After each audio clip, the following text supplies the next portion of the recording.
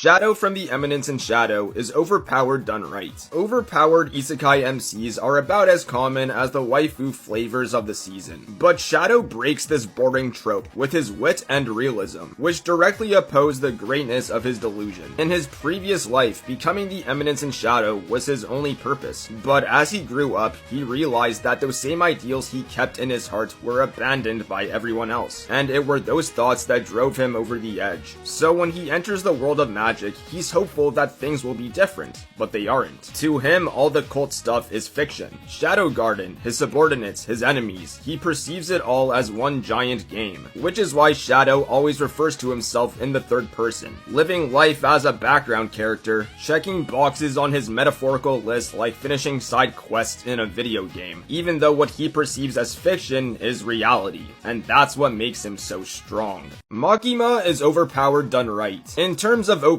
characters, Makima is pretty underrated, and I think this relates back to how she was sensationalized over social media, but this actually plays into why she's the perfect overpowered character. She can seduce and control anyone, even those beyond the Chainsaw Man world. Makima's authority makes her distinctly different from other villains because she's the control devil. Conquest and dominion make her stronger in the literal sense, and as we know, devils gain power from the fears of humanity, and the masses like stability, or rather, they fear the absence of control. Ergo, greater chaos will incentivize people to willingly give Makima more power, and the control devil can manipulate anyone if they believe they are superior to them. So let's say Makima makes a contract with the president of the USA, then everyone in the country becomes her pawn. But you expand control from country to the world, and it's game over. That's why. Luffy's Gear 5 is overpowered done right. Gear 5 represents Luffy as the dawn of the next era. It's the culmination of his adventure, experiences, and hard work. Gear 2 was inspired by CP9,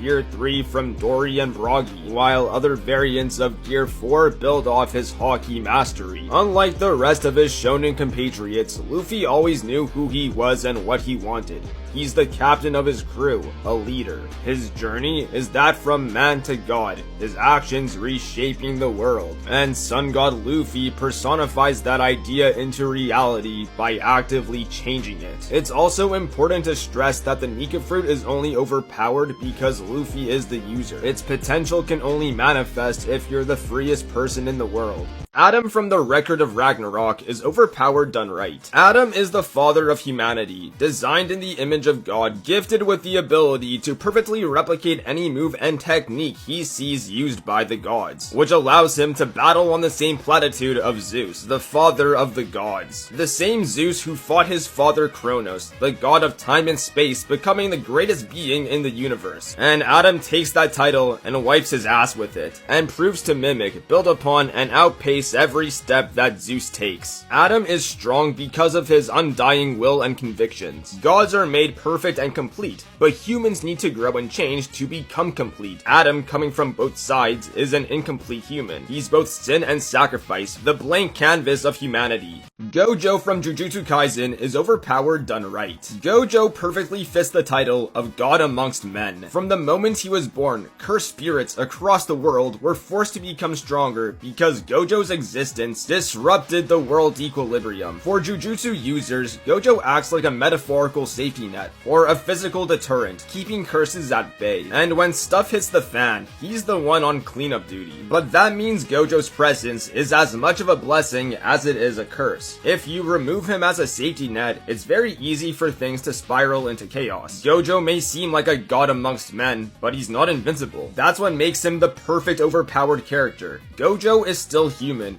confined to his mortality, moral compass, and human nature. And these can be exploited by curses, who are not limited to such things. That's why. Deku from My Hero Academia is overpowered done wrong. As the MC, I think Deku undercuts every theme in My Hero Academia. The notion that despite your background, anyone can be a hero. And then with that same token, he's handed the most broken power in the series, and basically becomes superhero Jesus. Now, you could argue that Deku still had to to struggle for his power. But a lot of the stakes are taken away when that power comes from the current #1 hero. What happens with Deku is that every past struggle is eventually overridden. Deku doesn't really have any flaws either, and that's a bad way to write an overpowered character. They need to be the most flawed to combat their position in the story. But Deku is constantly in the ethical right. Not to mention he's been given a series of crazy buffs on top of his already overpowered strength, and that's why Buggy from One Piece is underpowered done right. When first introduced to Buggy at Orangetown, I think we all had the same reaction, that this guy is fodder and we'll never see him again. And over 1,000 chapters later, that guy is now sharing the title of Yonko with Sun God Luffy, Shanks, and Blackbeard. When it comes to the life of piracy, Buggy has a different ambition than the stronger characters. Buggy is genuinely realistic.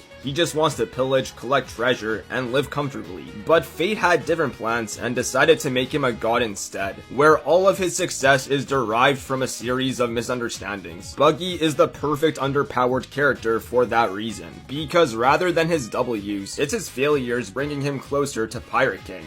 Naruto's son from Boruto is overpowered done wrong. Boruto was everything Naruto wasn't. He had a family, people that loved and cared for him, and he was a genius. The beauty of Naruto was watching him overcome every adversity, but from day one, Boruto was given the tools for his success, and because of that, his power feels coddled rather than earned. Now, Karma and Momoshiki did revert some of that, because there are consequences that will lead to Boruto's demise, but it doesn't take away the fact that Boruto was always meant to be set up as the OP hero character of his story, and when written in such a way, it kills the story's momentum. In contrast, someone like Kawaki is OP done right, because his defective ideology and how he perceives Naruto is his greatest weakness. Bomb from Tower of God is overpowered done right. Tower of God has an intricate system that grades its characters. You have regulars, people chosen to climb the tower, rankers, regulars that made it to the top of the tower, and then Jahad, the god of the tower, who maintains the system. But rarely you'll have people whose very existence defies the laws of the tower and start changing the world around them. They are known as irregulars, people who weren't chosen to climb the tower but open the doors themselves. All of this is set up for Bomb, who is an irregular. He has the potential to be strong, but in the great scope of the tower, he's a big fish in a small pond, and his existence is a threat to Jahad's equilibrium. Kirito from Sword Art Online is overpowered done wrong. I have a right to say this because I've actually watched all of Sword Art Online, and the first thing that I'll say is that it actually isn't that bad, and the animated fight scenes are pretty good. But as to why Kirito is a bad overpowered MC, well, this is why. My numbers are bigger than yours. Funny thing, really. Get to a high enough level and you're basically untouchable. My wounds heal faster than you can make them. Shanks from One Piece is overpowered done right. Shanks set the foundation for Luffy's dream as a pirate. He's like a dormant lion who moves in silence and maintains the world's equilibrium. Every time Shanks is on the screen, he's the star of the show, flexing on everyone, constantly getting compared to Roger and respected on the same level as Whitebeard, because it was Shanks who stopped the war, was rivals with Mihawk, gained an audience with the Gorosei, pursued Cypher Pull to get the Sun God Nika Fruit, warded Green Bull away from Wano with his Saki while he was still on his ship, and finally exterminating Kid and his crew using the same move as Roger. Shanks is shrouded in mystery. He's diplomatic, moral, and a total anomaly. Mash from Mashal is overpowered done right. Mash's existence is considered a taboo, as he's born magicless and therefore he has no choice but to rely on his muscles to overcome his challenges. But magic is a part of daily life, a gift bestowed by God, and the mastery of someone's magic determines their status in society. Most people are born with one magic line, one in every 100,000 with 2 lines, and rarely people will acquire 3 lines, which is akin to being recognized by God. However, Mash is unmarked, meaning he has no privileges or even a right to life. But despite this, he became an absolute Chad, physically dominating his foes in the most creative ways possible. And it's hilarious because he's also really dumb. But for that reason, Mash is the personification of hard work, because his power is a result of his dedication to training. And that's why Asta from Black Clover is overpowered done right. Asta is the personification of hard work and perseverance, someone who took up the mantle to defy the destiny imposed on him, and a person who inspires everyone around him to be better. Magic is never giving up. Asta gets a lot of slack because he has anti-magic, which is undeniably broken in Black Clover. But as Black Clover is massively inspired by Berserk, magic symbolizes the idea of fate. In this way, Asta is like Guts, his anti-magic representing him fighting against his destiny. Asta never gave up, becoming increasingly strong as he earnestly trained his body and mind to control and master his foreign power. He worked hard to get results, to become a person worthy of the title of Wizard King and protect those he cares about.